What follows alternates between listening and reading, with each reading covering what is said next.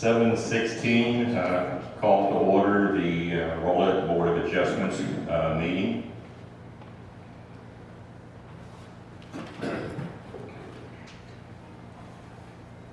On the, we just came out of executive session, so again, 7:16 we started our meeting here.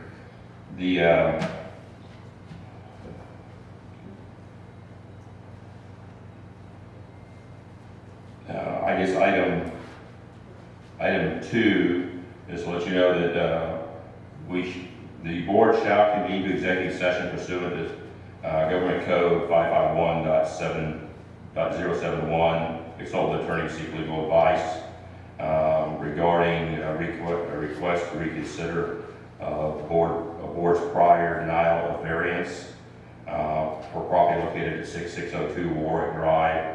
We had that meeting, and that's what we just came out of. Okay, so now we're in regular session. Citizens input. At this time, 3 minutes is allotted to any citizen wishing to make comments to the board on any topic. No action can be taken at the board at this time on those comments because it was not on the agenda. Does anyone in the audience wish to speak at this time to the board on citizens input?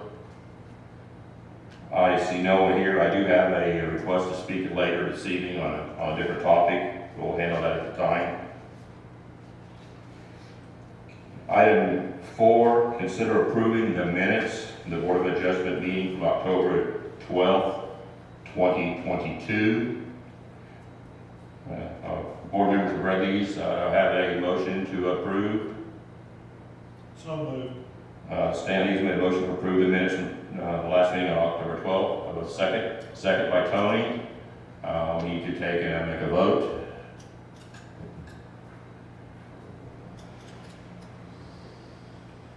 Okay, unanimously, the minutes from last meeting have passed.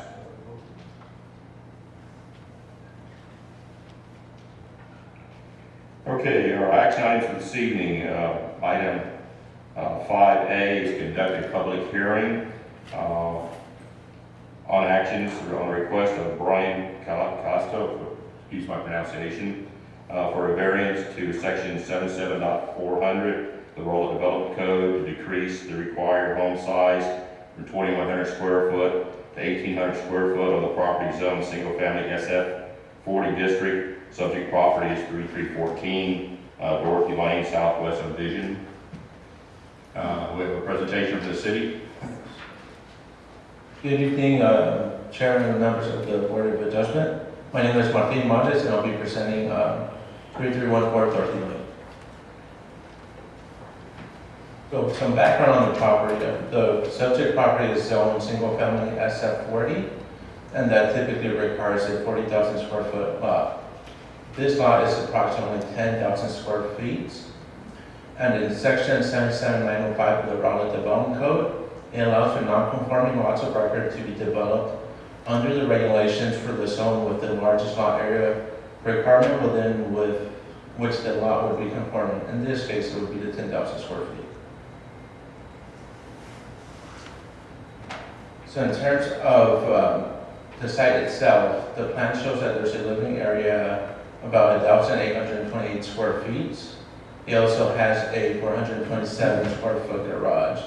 The combined floor space about 221 square feet, and in total is approximately 2,400 square feet, including the living area, garage, and porch. In terms of the neighborhood there, Dorothy Lane has 19 lots, of which 18 are developed. The largest lot being about 27,000 square feet, the smallest about 10,454, and an average out of all of those was 11,500. Based off DCAD records, the average living area of the other 18 homes is about 1,300 square feet. So the proposed home is approximately 500 feet larger than the average home size currently there on Dorothy Lane.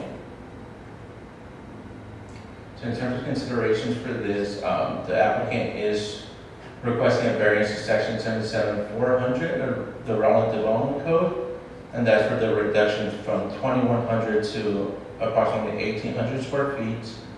And then section 211.00983 of the Texas Local Government Code states the Board of Adjustment should determine if this request is contrary to the public interest and if due to special conditions, illegal enforcement of the ordinance would result in unnecessary hardship, and so the split of the ordinance is observed and substantial justice is done.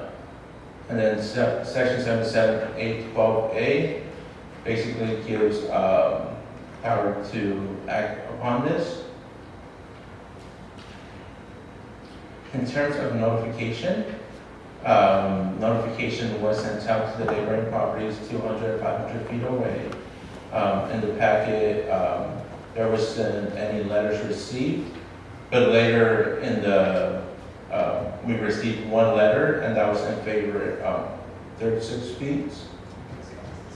And we just got another letter that is opposed to the request this evening. Could you read that out, please, Martine? So is this for, let me see.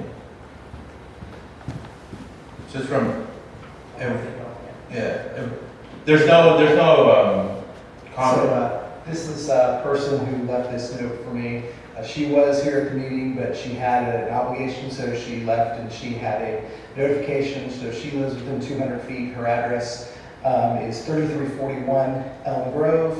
Evangeline Vargas is her name, and she is opposed to the request and did not offer any additional reasons as to why she was opposed.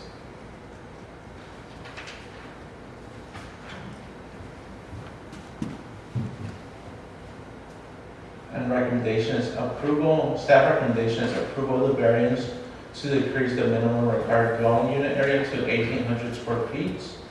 An affirmative vote of 75% is required for the Board of Adjustment to decide in favor of an applicant per section 211.009C of the Texas Local Government Code. Any questions?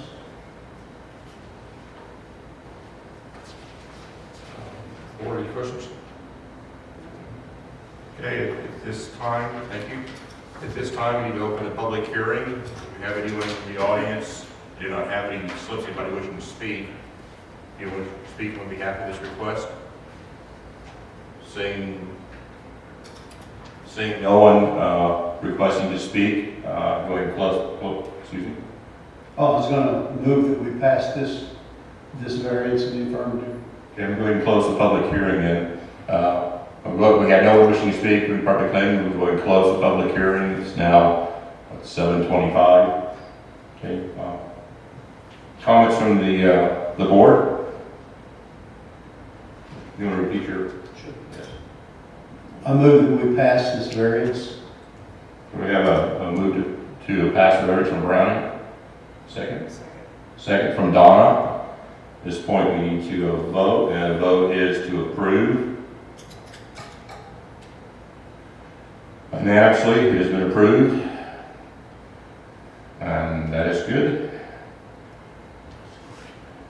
Okay, next item on the agenda is item 5B. Consider to take action on a request to reconsider the board's denial of a variance pertaining to a required 5-foot yard setback for an accessory structure on a property located at 6602 Warwick Drive. The city has comments? Yes, sir. Presentation, excuse me.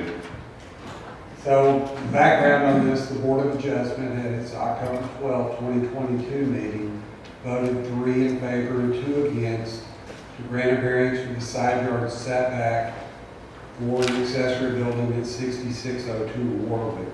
Since state law does require a minimum of 75% of the members of the board to vote in favor of the variance to be granted, there was only 60% that voted in favor of it, therefore the variance was not approved. On October 24th, 12 days after that, the applicant submitted a written request asking the board to rehear the variance request. So we go to section 77-702B6 of the Rowlett Development Code. And it states that a reconsideration or rehearing of decisions that any appointed board or commission under this chapter may be brought up for reconsideration or rehearing only if, one, there was substantial procedural error in the original proceeding, two, the board or commission acted without jurisdiction in the original proceeding, or three, the original decision was based upon misunderstanding, fraud, or misrepresentation. The majority vote of the board or commission shall be required to reconsider the item. As the city attorney has indicated, because the board is created under a state law, and that state law requires a 75% vote, that will take precedent. We will have to have a 75% vote to approve a reconsideration of this item. Reconsiderations may be requested by the city staff. We did not request that, so that doesn't apply. D, a person seeking reconsideration or a rehearing by the Board of Adjustment must file a request with the building official together with materials supporting one or more grounds stated in this subsection within 15 days of the original decision. And as we stated previously, it was within that 15 days. It was 12 days after the hearing. The rehearing shall be conducted in the same manner as proceedings before the board or commission.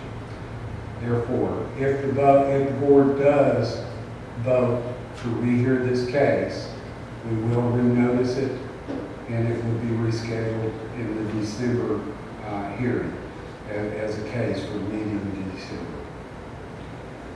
So, as I said, the applicant did request within the 15 days. However, for the board to rehear the case, the board must determine that one of the following conditions exist. One, there was substantial procedural error in the original proceeding. Two, the board acted without jurisdiction in the original proceeding. Or, number three, the original decision was based on misunderstanding, fraud, or misrepresentation. If the board does not determine one of these three conditions exist, the board cannot vote to rehear the case. And any questions you might have? I do not have any. Does the board member have any questions at this point? Thank you. Okay, at this point, I'd like to invite the gentleman requesting the rehear. Do you wish to speak? Sir, Thomas here? Yeah. Excuse me if I'm pronouncing it. No, that's fine.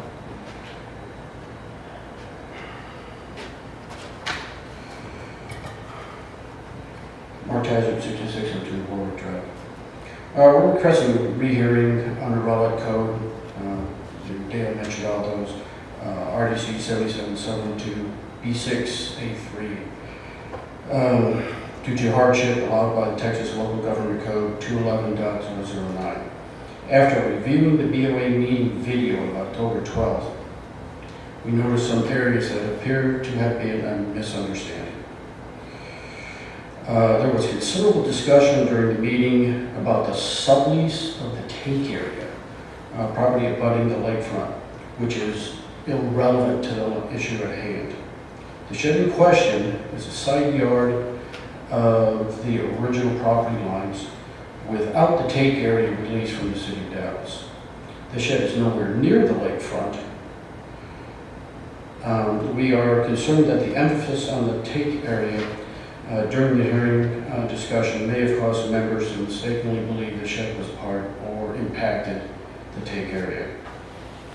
We are also concerned that the members didn't fully understand that if denied, the only way to remedy the current situation, which for all intents and purposes has existed harmoniously within the neighborhood for the past 18 years.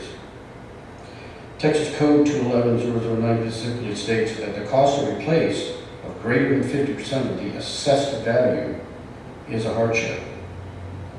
The cost to rebuild the shed would be more than $20,000 of equal size. A significant financial hardship to us as well over 50% of the current value of that shed. An additional, the state hardship 211-009B12 is that relocating the shed to a site that meets current code criteria would use approximately 25% of the backyard area of which development could physically occur. It would take up that area. Finally, we are concerned that the board member who brought forward the motion to approve the variance request and then voted against the request may have inadvertently cast his votes against the request in error. Of course, we understand that he was under no obligation to vote for the request, but making the motion, but we did lose by such a slim margin that we would like to make sure that this wasn't in error. Should you determine our request doesn't rise to the level of a rehearing, we request a stay of enforcement to allow us time to request city council and other measures going forward. Thanks. Any questions? I personally do not. Any other board members? Thank you. We have a request also to speak on this item from Ms. Lewis. You can come forward and state your name, address, in relation to the issue at hand, please.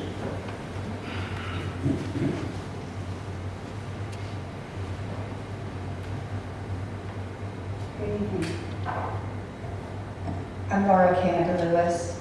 I represent Mr. Hassan El Jubi and his family who reside at 6606 Warwick.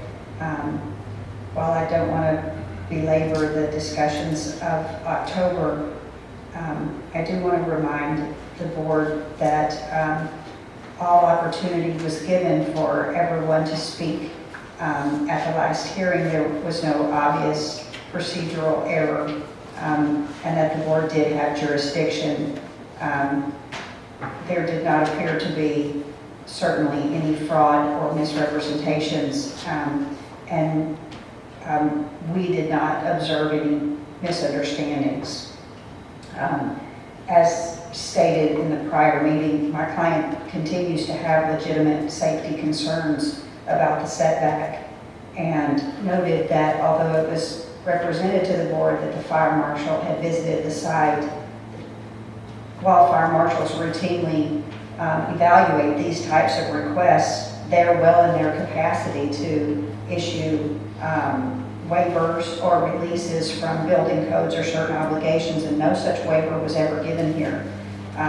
And we believe that that's indicative that there are health, life, and safety issues, given that these properties are on the lake, and therefore it is impossible to have rear access, making those access points between the homes even more critical. And notably, the applicant here, in this case, the city, did not recommend the variance, and at no time since long before this shed was ever erected has it ever been possible to build within 5 foot of the building line. So we don't think that it is an unfair or unreasonable hardship on the applicant, especially considering that the value of his home is not really related to the ancillary structure. The value of his home is appraised at over $450,000. And when considering that $20,000, we should also consider that even if he were to keep it, he's I believe will be required to bring it up to code, even though no one's fully discussed that with my client. And no one's talked about how much that would cost. And so it doesn't seem that that cost would be substantially different. So we do appreciate your time. We do not believe a reconsideration is necessary at this time. And we thank you for your consideration tonight. Thank you. At this time, I guess we close the hearing on this topic. Board members, any comments?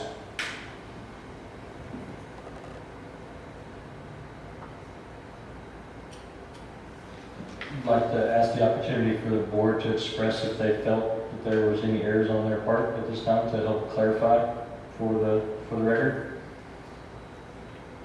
Okay, we'll start down by the voting members that night. As Mr. Pollock, you Standing by your remote, was it accurate in the way you wanted it to be? Yes, I do, no misunderstanding. Donna? I have no misunderstanding on my previous vote. Your mic is off, everybody hear you okay?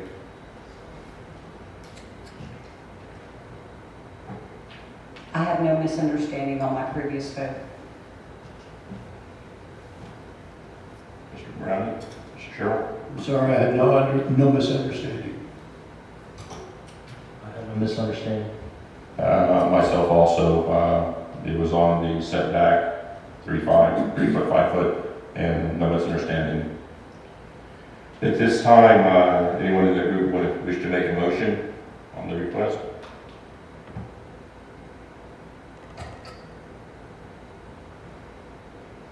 Do we need a motion from someone to move forward? I move, excuse me, I move we vote to reconsider this variance. I'll second. Okay, we have a motion to reconsider from Mr. Sherrill and Tony on to reconsider. We need to vote.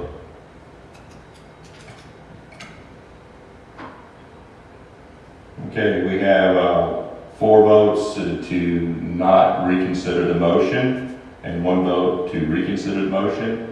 And my understanding is that the motion stands as it was from our previous meeting.